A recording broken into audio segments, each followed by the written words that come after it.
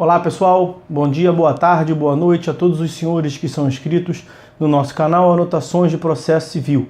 Se você ainda não é, eu sou o professor Arthur Vieira e depois que eu concluí o meu doutorado em Direito Processual, eu resolvi me dedicar a esses veículos de comunicação para que eu pudesse transmitir aos senhores conhecimento jurídico de qualidade e de forma gratuita. Aqui eu vou pontuar o meu e-mail de contato para que eventuais interessados possam estabelecer um contato mais direto. Inclusive, nós podemos eventualmente considerar a hipótese de publicar um artigo científico em conjunto, tá certo? Bom, gostaria de pontuar também com os senhores o nosso canal no YouTube.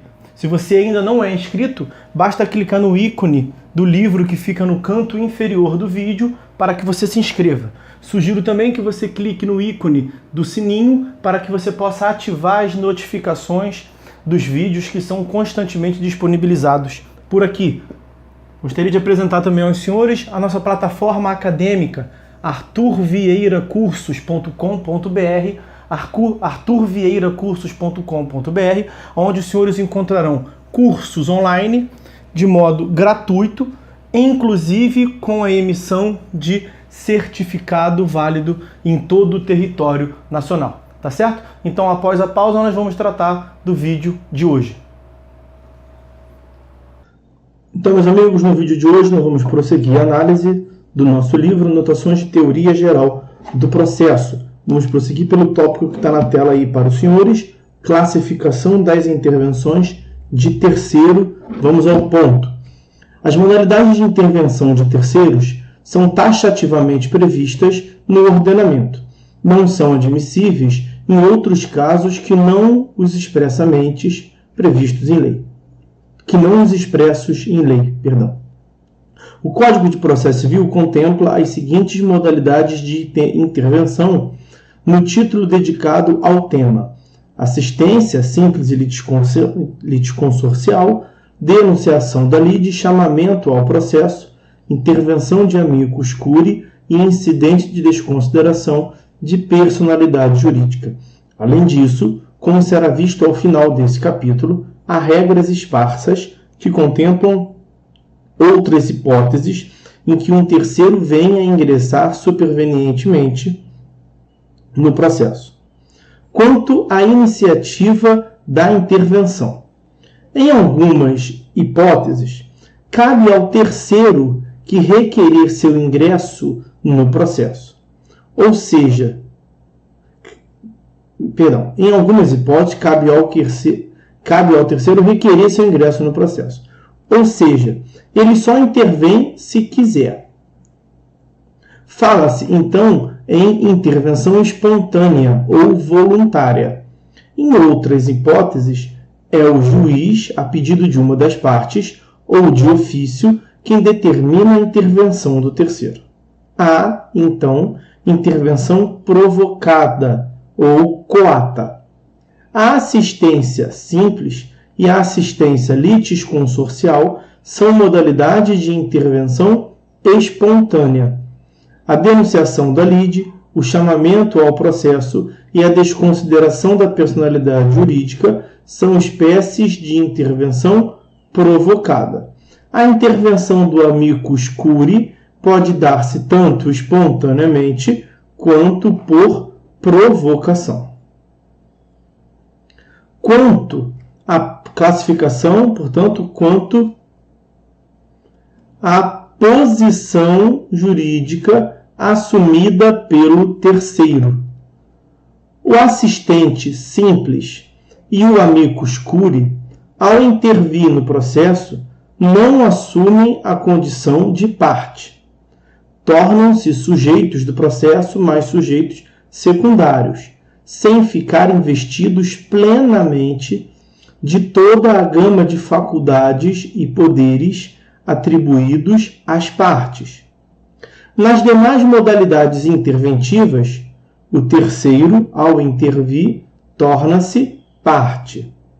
Ele passa a ocupar o polo ativo ou passivo de uma demanda, em alguns casos, da própria demanda originária, em outros casos, de uma demanda formulada por ocasião da própria intervenção.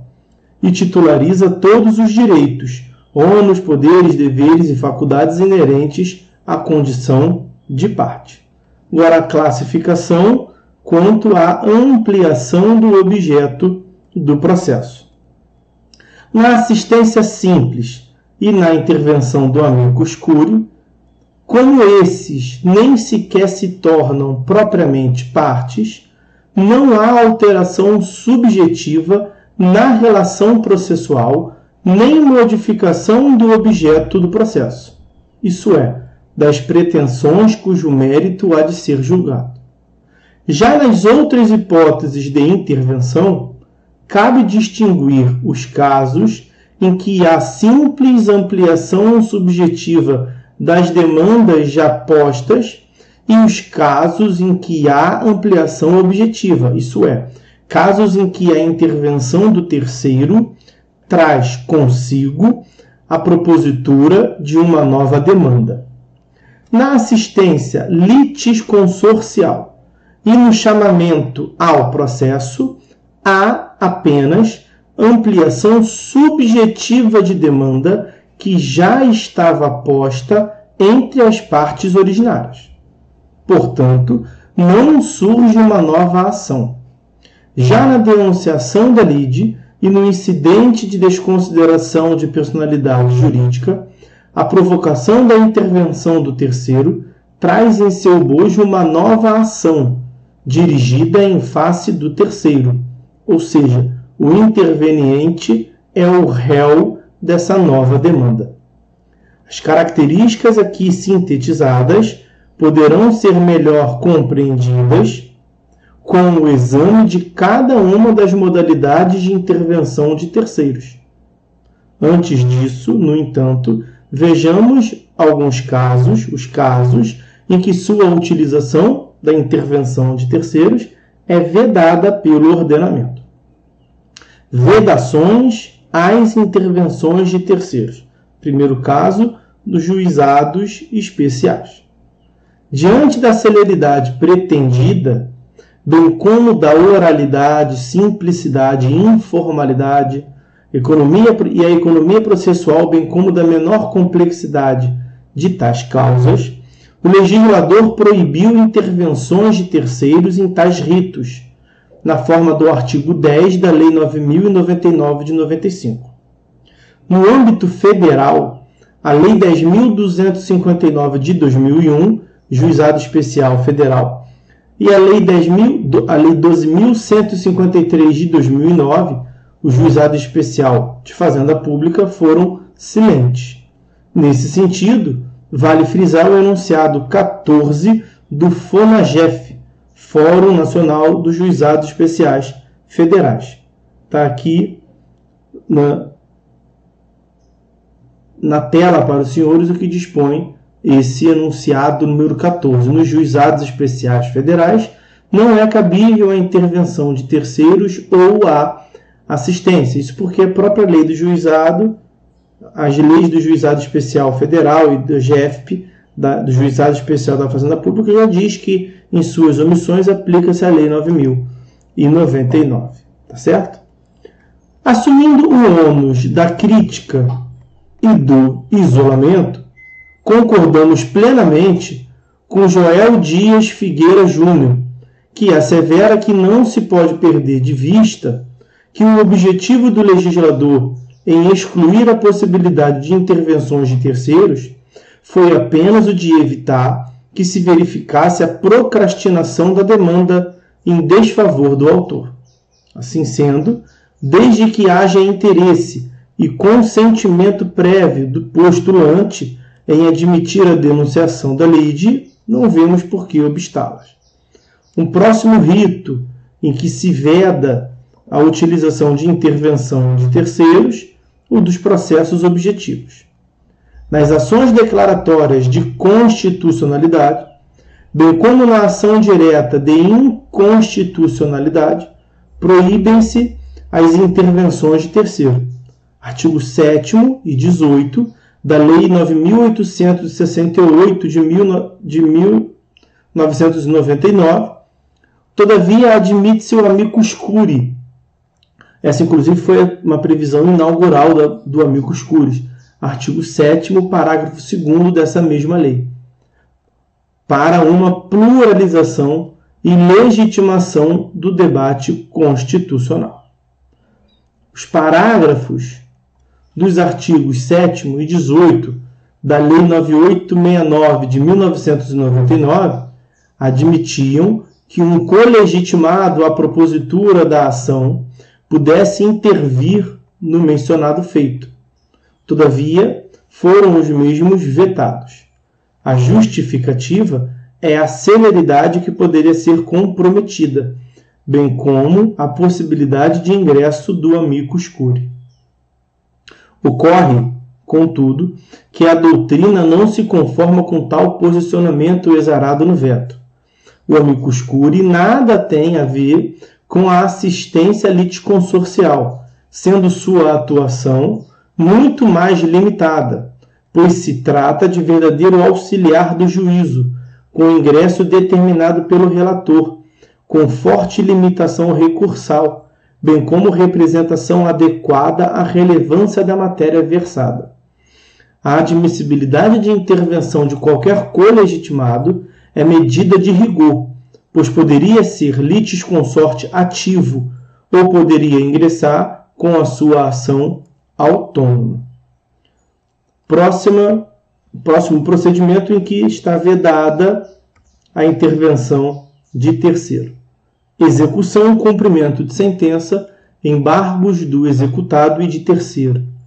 Em sede de execução, há intenso embate doutrinário, veremos isso no próximo livro, sendo majoritária a admissão da assistência e do recurso de terceiro, principalmente nos embargos do executado. Há ainda intervenções atípicas no processo de execução, como o protesto pela preferência, artigo 908 do CPC, o concurso especial de credores, artigo 889 do CPC, o exercício do benefício de ordem pelo fiador, artigo 794 do CPC, também na adjudicação por qualquer um dos legitimados que não o exequente, artigo 876 do CPC, dentre outros casos. Frise-se que os embargos de terceiro, procedimento previsto no artigo 674 do CPC, não podem ser definidos como intervenção de terceiros, eis que possuem natureza jurídica de processo incidente, um procedimento especial, inclusive. Próximo procedimento em que se encontra vedada a intervenção de terceiro, mandado de segurança. Por fim, no que se refere ao mandado de segurança, não obstante a doutrina admitir a assistência, a jurisprudência se mostra peremptória em negar todas as modalidades interventivas. Há, ainda, embate sobre o recurso de terceiro. Todavia, como a lei estendeu à autoridade coatora o direito de apelar, estaria sendo interposto um recurso de terceiro, por um terceiro.